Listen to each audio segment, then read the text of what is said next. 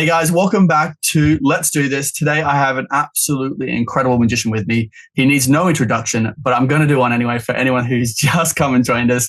His name is David Regal. He has created some of the most incredible magic. He's got Regal Rings, the Regal Cop Wallet, Interpreting Magic, which is an incredible book if you love books, Approaching Magic, and the Deja Vu deck. And not only has he been into magic, but he's also worked on some amazing TV shows like Rugrats, Wild Thornberrys, Rocket Power. Everybody loves Raymond, and everyone knows Lord. This Carbonara effect. I need to make love to my wife right now. I know. Well, it's just that's why I start you. I lather you up, and then we get into it. Oh my god! But that's how I kind of wanted to get into it with all these, like your creative process, going from writing such incredible shows and working on such incredible shows. How do you get into, what's your creative process of getting to creating magic that's so commercial and so workable for your everyday magician? A unique path, and yet we till the same field, if you know what I mean. By we, I mean people in magic. Generally, we love it. I mean, we've all seen magicians who seem to not like magic, and that's about the saddest thing you could ever see. I mean, you mentioned I worked on the Carbonara effect. Kind of the reason that show was able to exist is because the entire magic team liked magic. And when there was a production issue or a speed bump or a seeming, brick wall inches from our face, we all sort of, let bygones be bygones in the heated emotional moment and just work to make the magic happen. And so the fact that I think we all love magic is sort of the very first step on the path. Mm-hmm. I think would be a weird thing to do if you didn't like it. I mean, I don't do anything for mercenary reasons. I made when I was making my living as a writer, I took every job. I was always hustling constantly. And magic, for me, though it did sometimes generate income that saved my life on more than one occasion, I always looked to it for my therapy, the obsession that I could just love and act as sort of a tension release, an escape valve. And it served me very well in that capacity. I just love it so much. When eventually I'd come up with this or that, sometimes they were embraced. Sometimes, I don't know, people didn't notice them.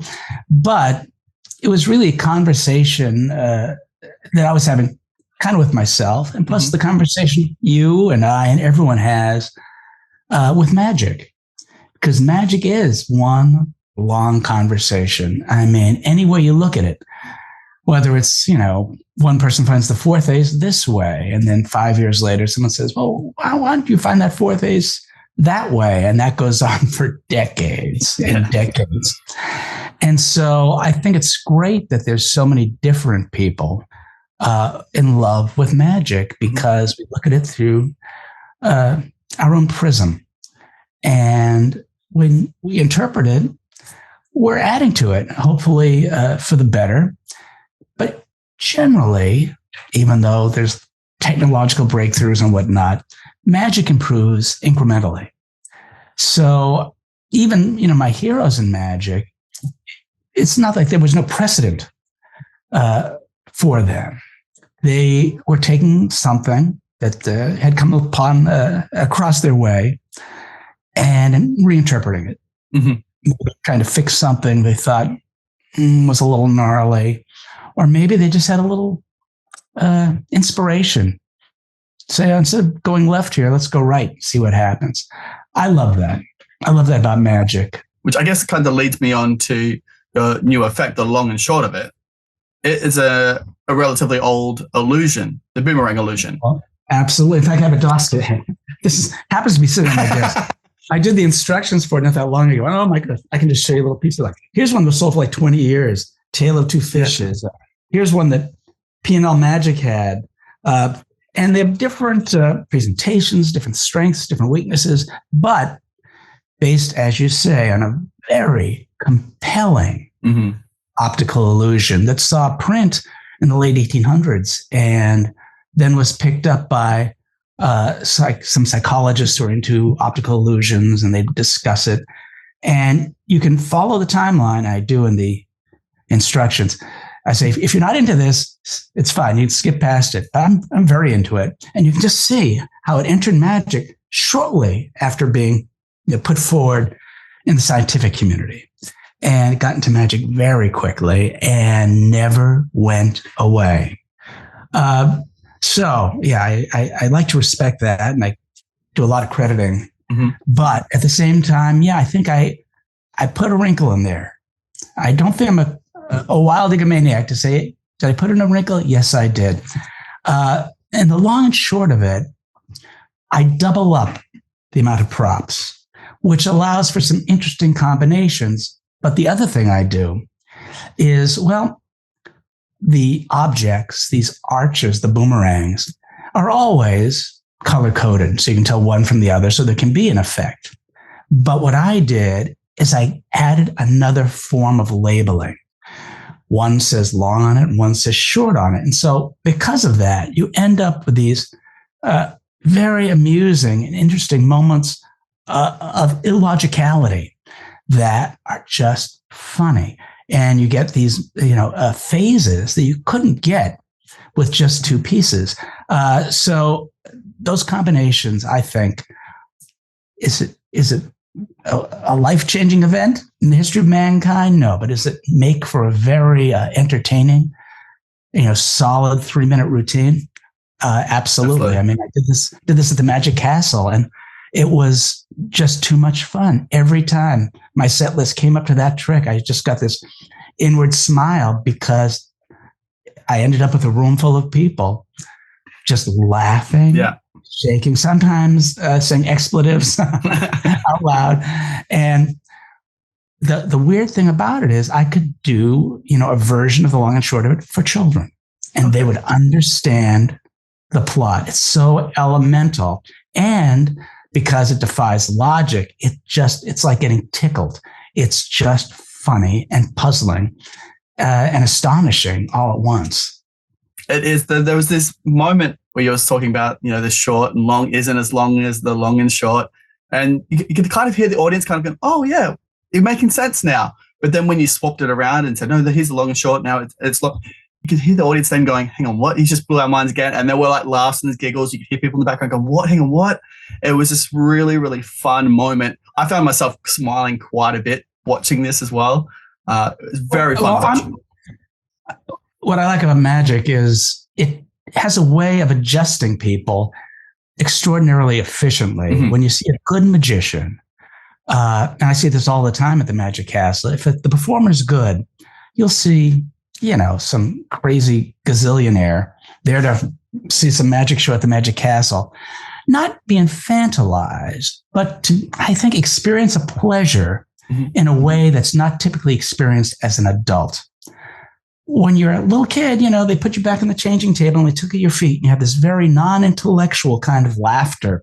Every infant has it. And then as we become, wiser, things go through our brain and we start to analyze, and humor works in a different way. But magic, as I say, when it's done well, all of a sudden I see audiences responding in a way that's just different from the way they respond to other things. And it happens so quickly. Sometimes it's amazing that these things are kind of dormant in people, but if you tickle them the right way, all of a sudden it's there again. And this nonsense routine, I think, does that. They know they're being played with, they know they're being tickled, and they love it. Absolutely. Well, that kind of, how many different variations did you kind of go through to get to the routine you're on now? As you can imagine, it is a process, and it's not always the same process. Here, I saw Michael Weber and Tim Trono came out with a version that used this principle, and I thought it was really good. And, you can look that one up if you're interested. But it got me thinking about it. Even though I own versions of this illusion, it wasn't really in the front of my mind. And after I saw them perform it, or saw Michael perform it, I thought, wow, I wonder if there's something amusing here that hasn't been uncovered yet. Because I've seen it be elusive and astonishing, but I sort of smelled some comedy in there. And that's when I started thinking, oh, well, pieces of it, it's like following breadcrumbs. Mm-hmm. Pieces of it started to make sense. One could be long, one could be short. Oh, the long and short of it. Oh, and then all these things sort of happen a little bit at a time in parallel.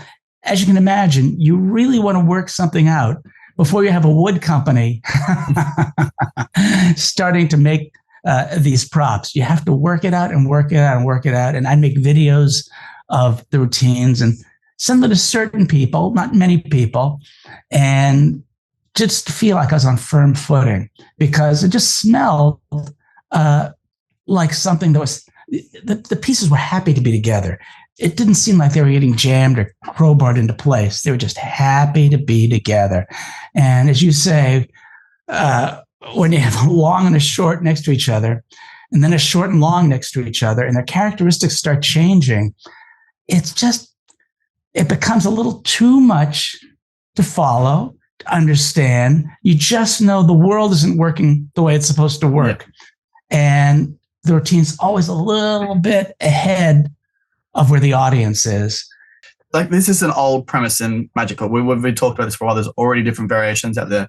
And this one, like I said, when I saw your routining, I honestly smiled because it was one of these ones that have been out in the market. There's so many different variations out in the market. This one that you can tell that you're writing, your storytelling is coming through in this to make it make sense. Like there's a lot of effects out there you probably get from like Christmas bonbons or things like that the audience probably knows. So when this comes out, like there's probably audience members that kind of recognize it. They've seen it before, or an optical illusion. It's been shared around on social media. But as soon as you come in with the routining and the storyline you've got behind this, it takes it to a whole new level. And that's what made me smile. That it was one of these moments is you're following along in your head as you're telling the story, and to the point where, like I said, you're hearing the audience kind of agreeing with you. Like they started to believe you, but just their eyes weren't making sense. Their brain wasn't making sense in what they were seeing. And I have to commend you for that. That was a really nice way you kind of went at this and kind of created this whole nice routine on top of it. Well, it's nice of you to say. And it is interesting to me, even at the Magic Castle, how many people have never seen magic live. It's not like the place is filled with, magic aficionados. There's some of those, and there's some magicians, but there's a lot of people who've never seen magic live. And similarly, in the audience, there have been people that have seen somewhere in their lives the boomerang illusion. Mm. But by framing it in a way so you have a routine to present to the audience, they're sort of getting on the little railroad card of whimsy. With Jesse card, railroad car of whimsy. And they find it a very pleasurable trip. It's not an effect where you're confronting the audience. It's not an effect that's a card trick. It's not an effect that's a coin trick. If there's any kind of, negative stereotype about magic, it's, I don't know, some, jokey magician, making comments that make you slightly uncomfortable as he's forcing you to pick a card, which you will later find. That's probably the horrible stereotype. And a routine like the long and short of it is so counter to anything people have as a negative stereotype about magician. It's this playful thing that it's kind of interactive for the entire audience. They're all very much, the audience member, as these effects are taking place, and it's one after another, and people start looking at one another, and that's unusual because look, we all do a lot of tricks. For me, that's something I don't see a lot. People starting to, tap the person next to them, start laughing, and we always like when people just start vocalizing. Yes. For whatever reason, it wasn't always saying the expletive. It was some of that. Other times it was just these expressions like from Mad Libs. I mean, they're doing everything but saying gadzooks. They were just verbalizing. And that's what made it a lot of fun for me because it's just this shared little time where just insanity takes place. Oh, yeah. And punctuated, with the name of the trick at the end. So everyone, it's a very definitive ending to the routine. And now it's a trick that I'll just always do. Yeah, absolutely. I can't wait. I've already spoken to the warehouse team, said I need to get my hands on this because it looks like it's a lot of fun to perform as well. Not only for the audience watching, but you can see you enjoying the performance as well. Like you said, you're waiting the whole routine to get to here so you could. It is true. I mean, there's some tricks that make me nervous because in my set, I typically will have some things that have a lot of moves and some things that don't. This doesn't have moves, but it does have beats. Mm-hmm. And in the instructions, I, of course, explain my routine, but then I eventually got wise and I put a camera looking straight down from the performer's point of view. Mm-hmm. So if you want to learn my routine, when you look at the video, it's exactly your hands and you can you remember the beats of the routine. Not that the beats are sacrosanct. I encourage everyone to come up with their own beats, and I explain some isolated, alternate beats you could do in a routine in the instructions. So yeah, it's odd to say. First of all, I don't believe any magic is self-working, no. And I kind of hate that expression in a way. I understand it. It just means they don't have physically difficult sleights. But generally, anything done well requires some thought. And so even though this routine does not require sleights, I do believe, as I say, it requires an understanding of the beats, the escalation, and I try to go over that. But yeah, the magic is only as good as the performer, I find. Like if like you said, the beats, the moments for your audience to react. Like you said, the props are kind of self-working because they're just the props. It's the routining, the story behind it. You need to get that down. So you couldn't be getting it straight out of the box and performing it straight away. I'd want to be able to go practice it. When you have your hands on the props, you'll see that I did have to attend to some things to make this version work the way it does. I wanted, two arches put next to one another, create one larger arch. And that doesn't work with all designs of, any arch. So finding the exact curvature took some time. And I made the decision to accentuate the illusion by putting that black border on the edges of the arches. And I made the decision, obviously, to just label one side to give the routine a way to escalate. So there are little things, but yes. Once it's in your hand, you'll see what I mean. Absolutely. When I was watching the routine, I was just smiling as a magician and as a spectator watching it. It was just a really nice routine to watch. So thank you so much. All right. Thank you for saying this nice stuff. No, I mean every word. But I'll let you back to you. I know you're a busy man. I'll let you back to your meetings. How nice you think I'm a busy man. Yeah, I know. You're probably not even wearing pants now. You're literally just going to clock off and go, all right, back to bed. I haven't worn pants since COVID. I was better stand up, but I'm not wearing pants either. So it's just, we're one and the same. I love it. But thank you so much. Well, I'll let you back to doing nothing today. I'll let you get back to just lounging about and pantless. It's all good. We'll take Don't judge me. Don't judge me, Bo. No, I'm actually jealous. So no judgment at all. Well, thank you so much, David. I'll let you back to it, and I'll talk to you very soon, my friend. See you later. See you later, mate. Thank you. Whoa, look at this. Well, so much good magic in there. You need to check this out. You're not going to regret it. I pinky promise you. Oh, whoa. Look at this. This shining diamond over here. What is this? Beautiful. You probably should click that if you haven't subscribed yet. But then you should definitely check out this because this is good. Treat yourself.